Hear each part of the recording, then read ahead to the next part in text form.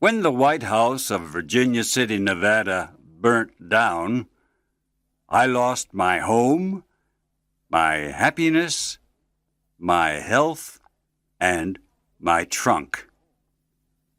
The loss of my home and my happiness was not a problem. A home without a mother or a sister who care for you isn't really a home. The loss of my happiness was not a problem either.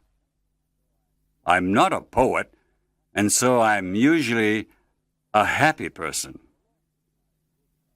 But the loss of my good health and of my handsome trunk was a serious problem. On the day of the fire, I caught a terrible cold. The first time I began to sneeze, achoo! A friend told me to put my feet in hot water and then go to bed. I did this. The next day, another friend advised me to take a cold shower. I did this too.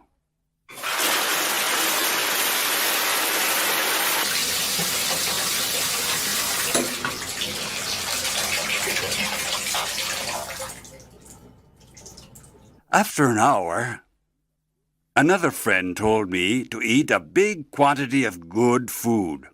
So, I went to a new restaurant and started to eat everything I saw. The owner of the restaurant asked me if the people of Virginia City often had colds. I answered that they did. He then went outside, took down the new sign, and closed the restaurant. That day, I met another good friend. He told me that I must drink a bottle of warm salt water. This was the only remedy to cure a cold.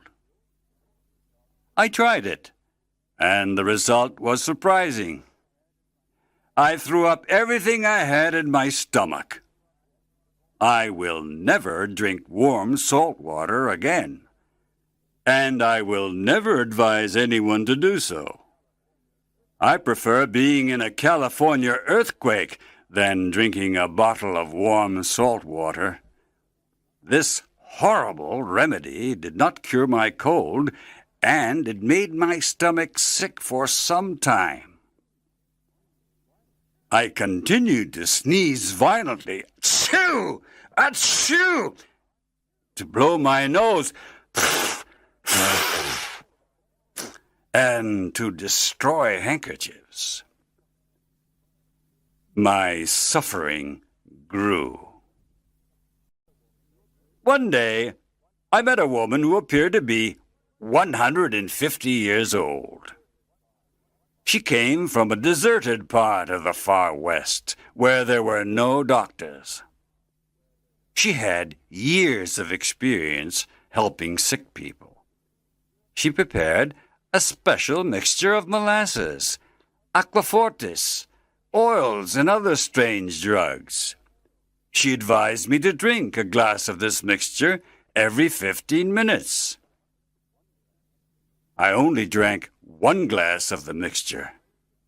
It was enough to make me crazy. I became extremely mean and dangerous. My mind was full of wild thoughts. My behavior was horrible. I was proud of being bad. After a few days, the effect of the horrible mixture passed. I felt a lot worse. My cold passed from my head to my lungs. I coughed every moment of the day and of the night. It was impossible to sleep. The sound of my voice frightened me. I got worse every day. An old friend recommended gin. I drank it. Then I drank gin with molasses. Finally, I added onions. So I had gin, molasses, and onions. The smell of my breath was terrible. I decided to travel to the countryside to improve my health. I went to Lake Bigler with my friend Wilson. We traveled in a comfortable Pioneer coach. At Lake Bigler, we fished and sailed on the lake. We hunted for hours in the woods. In the evening, we danced. I enjoyed myself greatly.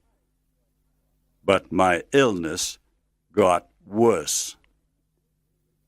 A tourist at Lake Bigler recommended a cold sheet bath.